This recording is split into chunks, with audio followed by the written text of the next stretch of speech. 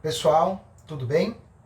Hoje eu vou trabalhar com vocês sobre o tema geral do contrato de compra e venda, especificamente no estudo da seção de número 3, no que tange ao título da falta de legitimação do contratante para comprar e vender.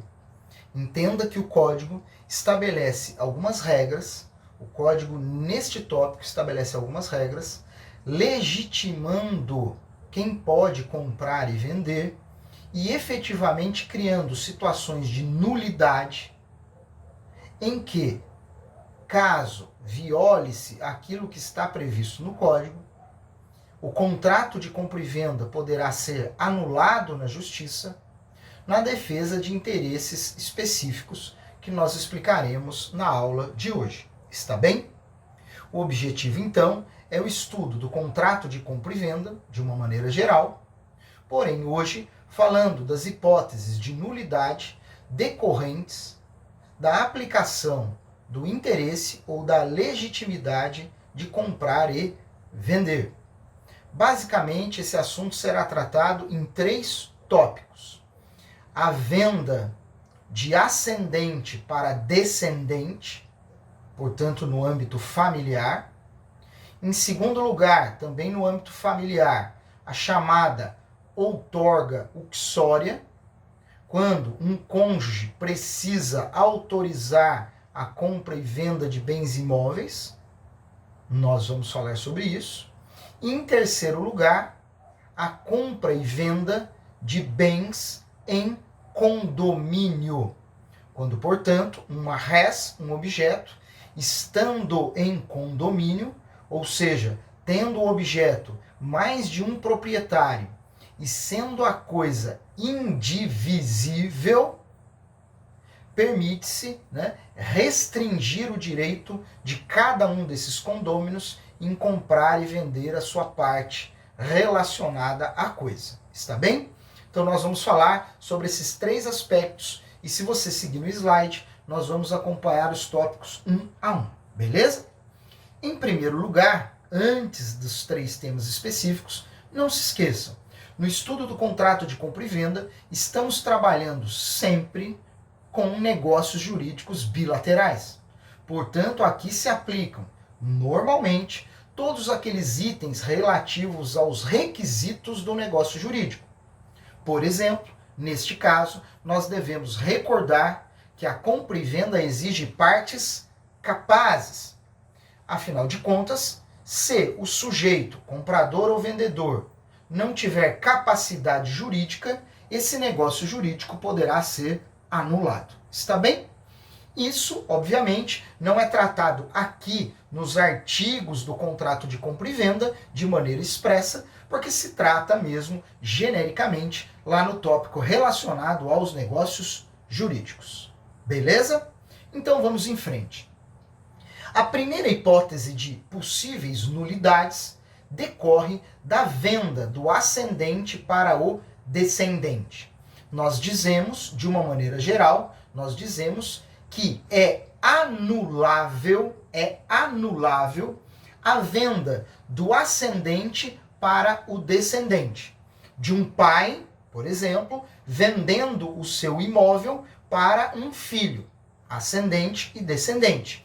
Essa venda é anulável, salvo exista autorização dos demais descendentes e também do cônjuge, ou seja, daqueles potenciais herdeiros de quem pretende vender o imóvel. Está certo? Percebam também o seguinte, o código fala em anulabilidade. O código não diz que é nulo o ato. Lembrando, anulável é aquilo que pode ser anulado se o prejudicado provocar isso judicialmente. Nulo, de pleno direito, é aquilo que nunca trouxe efeito real para o nosso mundo, porque é considerado um ato jurídico natimorto, que não gera efeito qualquer.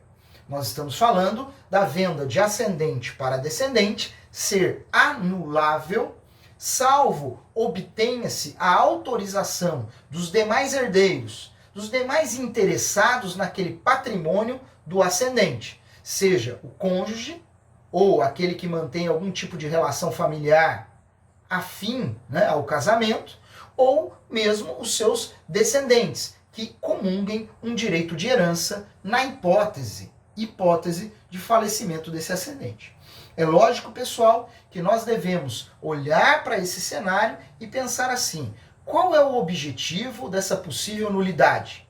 A resposta é proteger o interesse dos herdeiros, proteger as chamadas legítimas do direito hereditário, coisa que vocês vão estudar na próxima disciplina de Direito Civil. Está certo? Vejam, na qualidade de herdeiro, eu posso vislumbrar um interesse jurídico futuro. E o meu ascendente não pode, através da compra e venda, se desfazer de todo o seu patrimônio para prejudicar parte da sua prole, daqueles que seriam naturalmente legitimados a herdar. Beleza?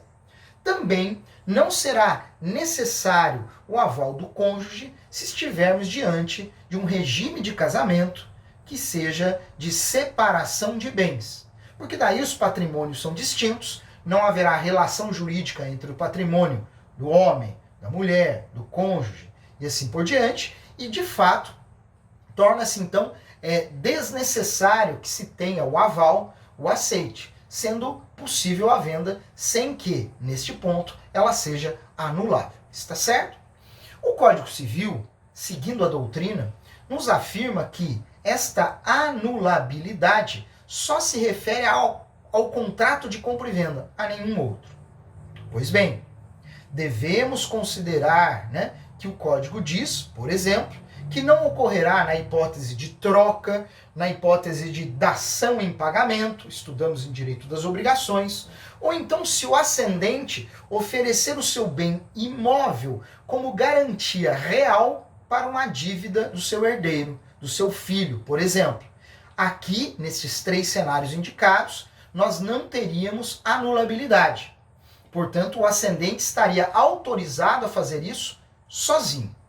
Lógico, desde que não existam, sobre estes casos, outros vícios de consentimento, como seria, por exemplo, a simulação, a fraude contra credores, ou mesmo o dolo, a intenção de prejudicar os herdeiros de qualquer maneira. Está bem?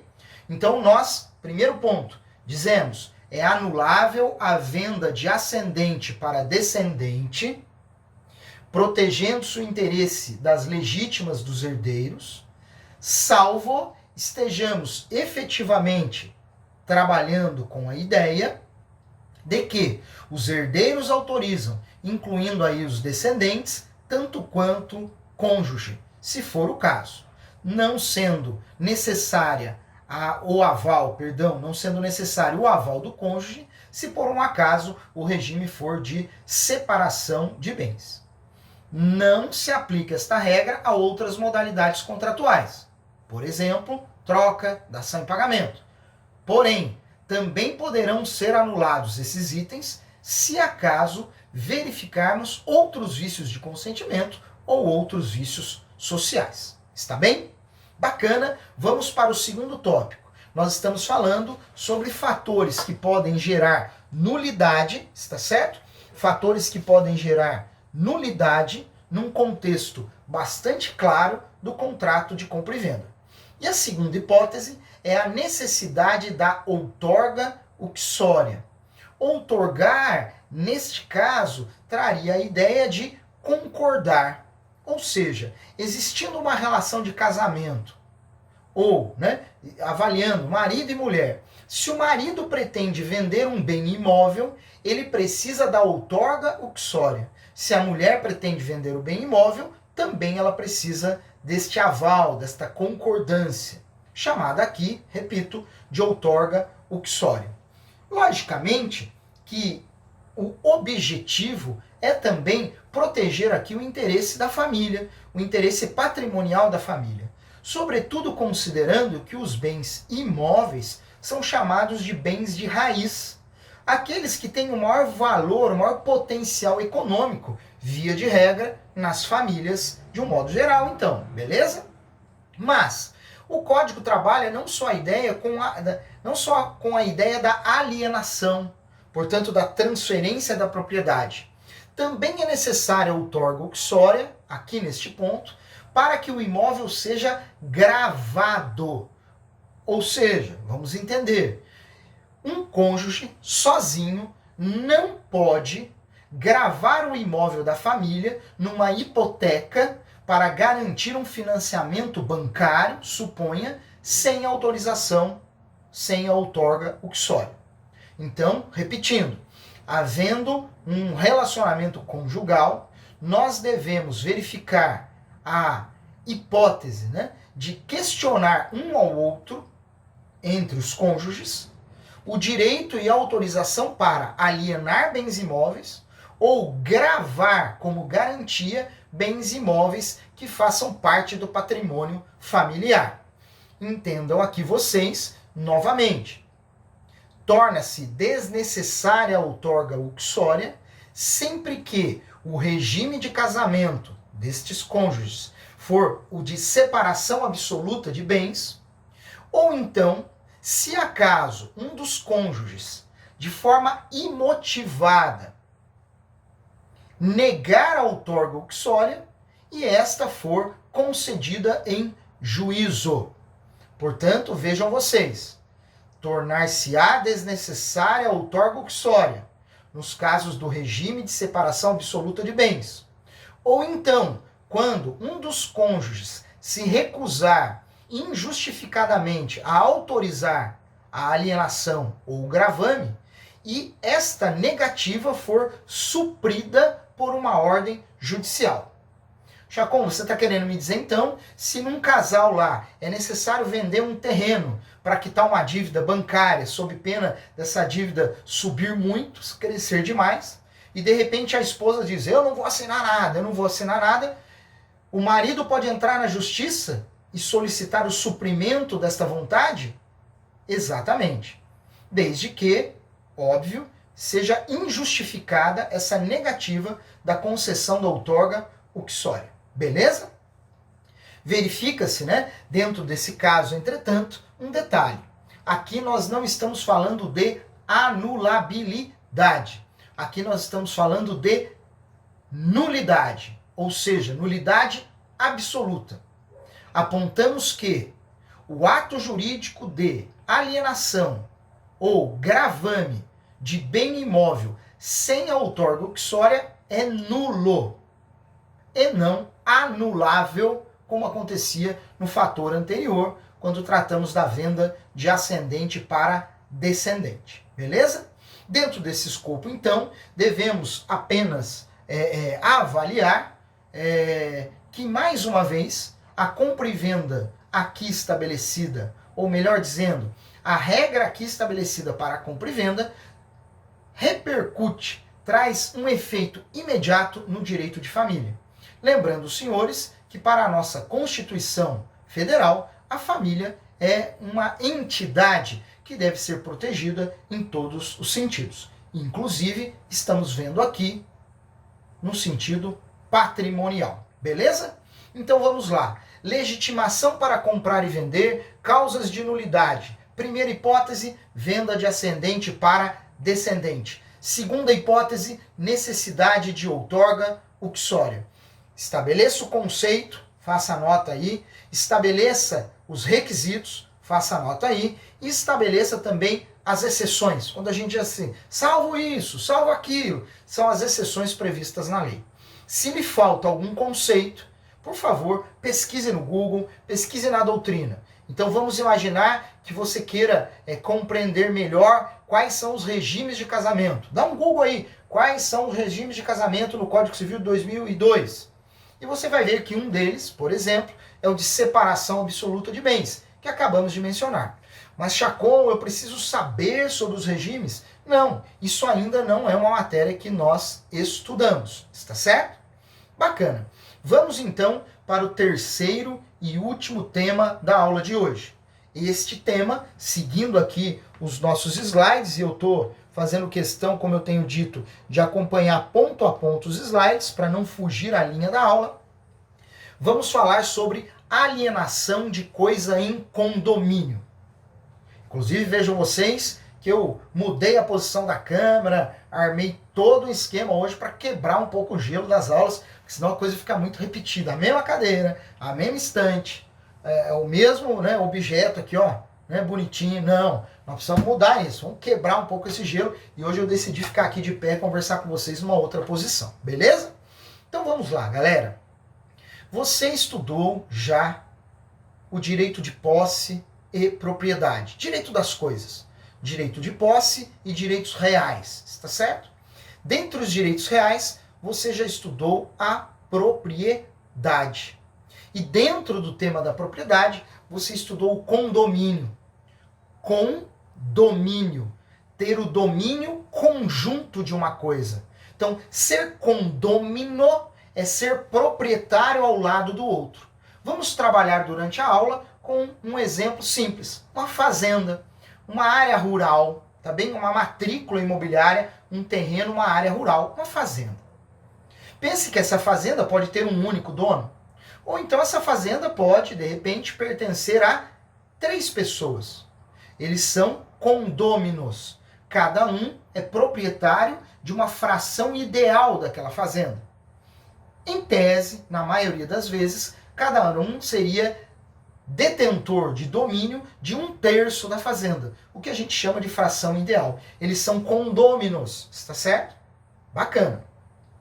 Outro pressuposto teórico, para a gente entender o que vem pela frente, é o seguinte: o condomínio pode recair sobre uma coisa divisível, ou uma coisa indivisível. E vai fazer diferença isso para entender esse tópico da aula. Lembrando aos senhores que o conceito de divisibilidade ou de indivisibilidade estudamos em teoria geral do direito civil, no estudo de bens. E estudamos também em direito das obrigações, obrigações divisíveis e indivisíveis.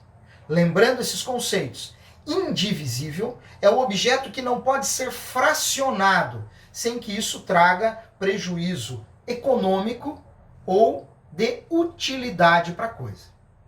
No caso dos imóveis, existe na legislação uma restrição ao menor tamanho que um imóvel pode ter, seja no âmbito rural, seja no âmbito urbano. Então, chega num momento em que a gente divide uma fazenda em várias partes, chega uma hora que eu não posso ter um módulo rural menor do que aquele tamanho. Está certo? Via de regra, portanto, dentro desse escopo, vou colocar aqui, mas também não é matéria, 20.000 metros quadrados. Então vamos imaginar que eu tenha uma área rural de 20.000 metros quadrados e que eu estou dizendo para você que ela não pode ser dividida, ela não pode ser fracionada. Trata-se de um imóvel rural, imóvel, está certo? Em condomínio, a gente está falando que ele tem 3 donos, 3 proprietários, cada um possui 1/3 da propriedade, enquanto fração ideal. E esse imóvel é indivisível, ele não pode ser fracionado. Legal. O que o Código Civil traz nesse ponto? Vamos entender. Ele diz o seguinte: nenhum dos condôminos está autorizado a vender a sua parte a outro sem antes oferecer o direito de preferência aos demais condôminos, sob pena de nulidade, baseada no direito de preferência. Então, um condômino não pode vender a sua parte a estranhos sem garantir aos demais condôminos o exercício do direito de preferência. Chacon, então se eu tenho 3 condôminos, um quer vender a parte dele, ele não pode vender para terceiros enquanto não oferecer para os 2 aqui exatamente isso. Primeiramente, o condômino tem que dizer: vocês querem comprar? Alguém aqui quer comprar? Se oficialmente notificados não pretenderem a compra, ele pode levar a terceiro. Está certo?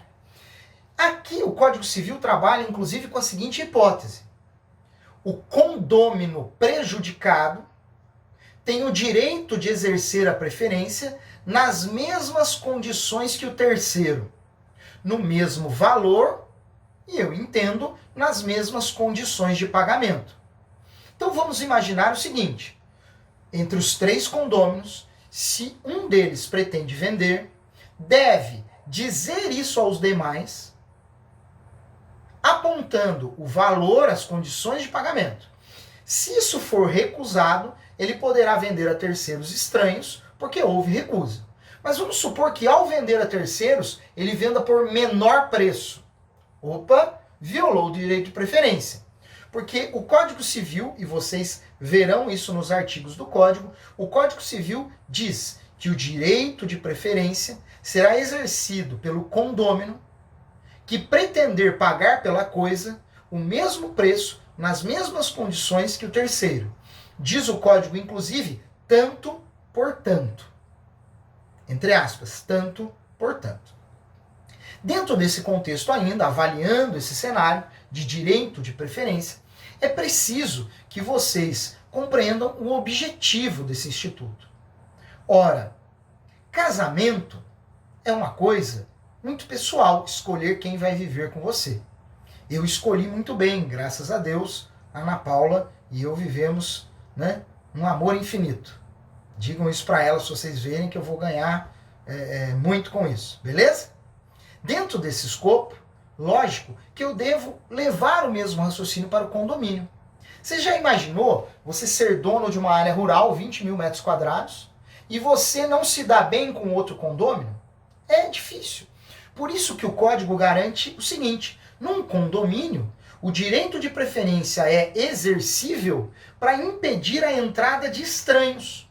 Está certo? Dando a possibilidade, inclusive, de extinção do condomínio. Porque se eu tenho 3 pessoas, um quer vender, vende para esse, eu passo a ter 2. Se esse daqui quer vender, vende para esse, eu passo a ter uma pessoa só. O que é o ideal, evita conflitos, evita brigas e assim por diante. Então, em resumo, nessa primeira parte, o condômino tem o direito de preferência em relação a terceiros, sempre que um dos condôminos pretender vender a sua parte a estranhos, parte esta que recaia sobre um bem indivisível. Fechou? Beleza. Mas, Chacon, e se houver mais de um condômino interessado? Você me disse que tem 3. Esse quer vender, os 2 têm interesse. O que o código fala? Simples. Preferência inicial para quem tem o maior volume de benfeitorias. Então imagine uma área de 20 mil metros quadrados, todo mundo tem 1/3 da fração ideal, mas de área construída, quem investiu na construção, um deles tem 80% das benfeitorias. Então, havendo uma disputa entre 2 condôminos, o que tiver maior valor de benfeitorias sai na frente. Se as benfeitorias forem iguais, o quinhão representativo da fração ideal é que dá o lugar da preferência. Se um tem 60% do terreno, da propriedade, da fração ideal, o outro tem 20%, quem tem mais tem preferência. Chacon, mas deu empate. Benfeitoria igual, quinhão igual. Vamos imaginar, apesar do código não resolver, que será aquele que agir mais rápido, que escolher, decidir exercer esse direito mais rapidamente que o outro. Está bem? Ótimo, Chacon, legal, bacana, perfeito. Mas qual é o prazo? O prazo é de 180 dias para o exercício desse direito, desde o momento em que o condômino descobre a venda para terceiros e encontra lá a data da operação, do ato jurídico. 180 dias, prazo decadencial. Nós já estudamos lá nos vícios redivitórios e na evicção, nós falamos sobre prazo prescricional e prazo decadencial, a diferença entre isso. Se precisar, volta lá. Aqui, prazo decadencial de 180 dias a partir da data da venda. Então imagine que entre os 3, o prejudicado, lá quietinho, descobre que foi vendido. Puta, vendeu. Aonde que ele tem que ir? Lá no cartório de registro de imóveis. Porque imóvel se vende na escritura, beleza? Solene. Ele vai lá e descobre. Quando foi a venda? 10 de fevereiro de 2020. Puta, 10 de fevereiro de 2020, 180 dias a partir dessa data. O que ele faz, Chacon? Ele entra na justiça, deposita o valor do preço e toma para si a coisa. É uma ação judicial que tem bem esse objetivo. Ele vai dizer assim, juiz, eu sou condômino, tinha o direito de preferência, foi violado, ainda não deu 180 dias, o dinheiro está aqui. O que o juiz vai fazer? Anular aquela compra e venda e determinar a entrega da coisa para aquele que foi prejudicado. Está bem? E por fim, devemos lembrar que esse conteúdo todo não se aplicaria nas hipóteses de doação ou outros negócios jurídicos diferentes da chamada compra e venda. Mas, segundo a doutrina, se aplica ainda na hipótese de dação em pagamento, instituto das teorias do adimplemento do direito das obrigações. Na doutrina, vocês vão entender, portanto, esta discussão sobre a aplicabilidade do direito de preferência entre condôminos fora da compra e venda. E, em tese, a doutrina vai dizer, isso não se aplica se for feita doação, se for feito outro negócio diferente da compra e venda, mas se aplica na dação em pagamento. Está bem? Lógico, novamente, encerrando a aula. Pode ser que tudo isso esteja ainda prejudicado por vícios de consentimento, como o dolo, a má-fé, ou ainda por vícios sociais, seja, por exemplo, a simulação. São anuláveis por outros motivos e não necessariamente pela violação do direito de preferência. Ficamos por aqui, estudamos ainda unidade 8, sessão de número 3. Forte abraço, vejo vocês na próxima aula, pessoal!